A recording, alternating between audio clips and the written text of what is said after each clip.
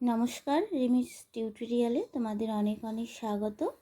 এর আগের দিন আমরা চতুর্থ শ্রেণীর আমাদের চারপাশের নানা জীব সম্পর্কে পড়েছিলাম। আজকে আমরা পড়ব জীবের এত কাজ। তাহলে চলো টপিকটা শুরু করে ফেলি। দিদিমণি ক্লাসে প্রাণীদের নানা কাজ নিয়ে আলোচনা করছিলেন। সাইনা বলল, দিদি আমাদের তো দুটো হাত দুটো পা, তা দিয়ে আমরা কত কাজ করি। তাই তো, আমাদের দুটো হাত আছে আর দুটো পা আছে, আর তা দিয়ে আমরা সারাটা দিনে অনেক কাজ করি।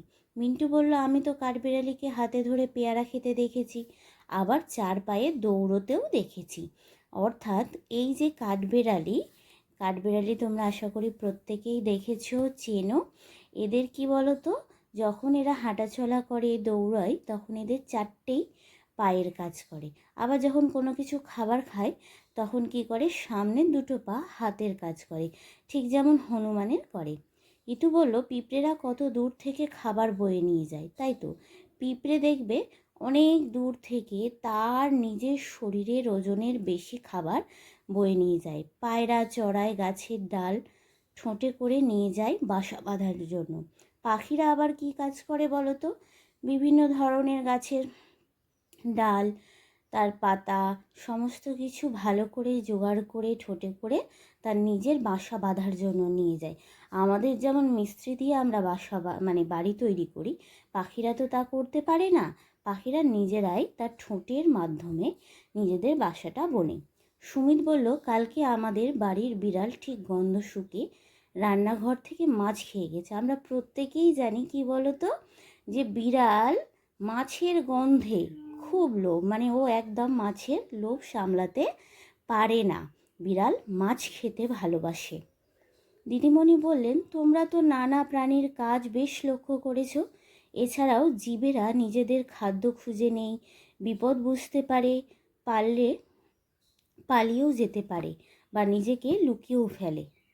তাহলে কি বুঝতে পারলে বলো তো, যে এই টপিকটা থেকে আমরা এটাই বুঝতে পারলাম যে শুধুমাত্র যে আমরা মানুষেরাই কাজ করি এমনটা নয়। বিভিন্ন ধরনের পশু পাখিরাও তাদের নিজেদের জন্য, নিজেদের বেঁচে থাকার জন্য বিভিন্ন ধরনের কাজ করে। যেমন কেউ দূর দূরান্ত থেকে খাবার বয়ে নিয়ে যায়, কেউ বাসা বুনছে, তাই তো। এই ধরনের বিভিন্ন ধরনের কাজ।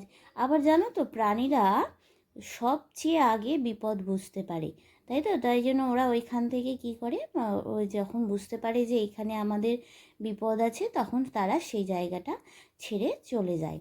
আশা করি তোমরা এই টপিকটা পড়ে সমস্ত কিছু ভালো করে বুঝতে পারলে। যদি তোমাদের কোনো রকম কোনো অসুবিধে থাকে অবশ্যই আমাকে জানাবে। আমি চেষ্টা করব আরও ভালোভাবে তোমাদেরকে টপিকটা বুঝিয়ে দেবার। তারপরে দেখো, নিচে একটা ছক দিয়ে দেওয়া হয়েছে। এই ছকটা তোমরা চেষ্টা করবে, যেমন খাবার জোগাড় করা, কোন কোন প্রাণীরা খাবার তৈরি করে, জীবেরা খাবার জোগাড় করে, জায়গা পরিবর্তন করে কোন কোন প্রাণী, ডিম পাড়ে কোন কোন প্রাণী, তারপর ডিম ফুটে বাচ্চা বেরোয় কোন কোন প্রাণী, শ্বাস নেওয়া ছাড়া কারা শ্বাস নেই ছাড়ে, এইসব প্রাণীর নাম এখানে তোমরা লিখবে।